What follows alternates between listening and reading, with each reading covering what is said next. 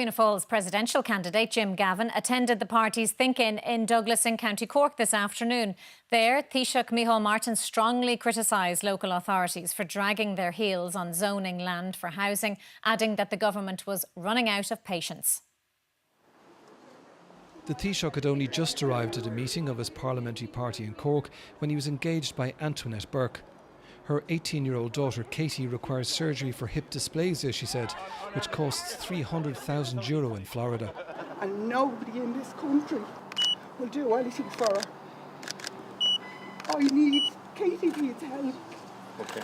And I can't stand by.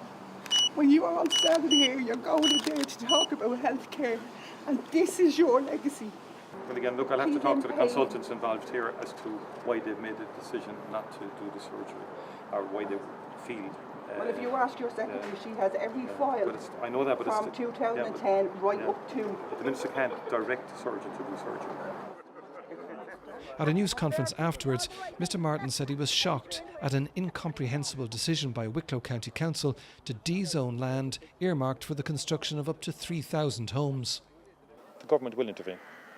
The government is not happy with chief executive officers of county councils, the length and breadth of the country, who seem to be displaying a degree of inertia and lack of proactivity in terms of rezoning land, never mind dezoning land. We have a housing crisis in this country.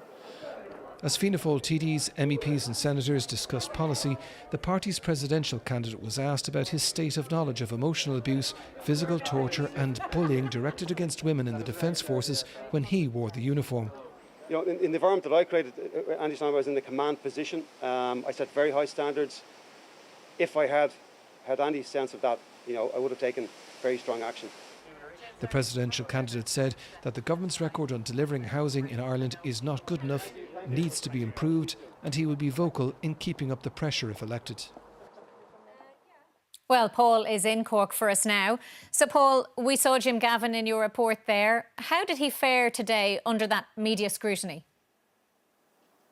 I suppose it really fell into three categories. The first related to Fianna Fáil. He is, after all, the Fianna Fáil presidential candidate. And so journalists were asking him, did he support Fianna Fáil in everything that it does? Does it support Fianna Fáil in relation to housing policy? Does he believe that Housing Minister James Browne is doing a good idea? As you heard there, he kicked a touch. He said that more needed to be done. And what he felt was that if he was elected president, he could become someone who was an advocate, keeping the pressure on the government to do what needed to be done.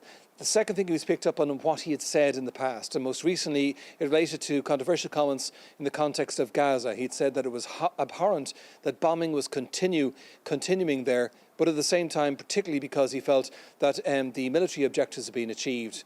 And that comment did cause controversy. Today he said, I want to be clear, genocide is taking place in Gaza, and the Israeli government is guilty of war crimes, the bombing needs to stop, the aid needs to get in, and the hostages need to get out.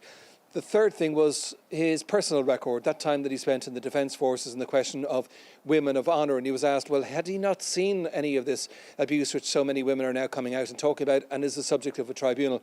He said he admired their courage, he backed the tribunal of what it was going to do, but he intimated that he hadn't seen that, and had he seen it, he would have taken action. I think Jim Gavin expects more of the same over the next 6 weeks. Paul Cunningham in Cork for us this evening. Thank you.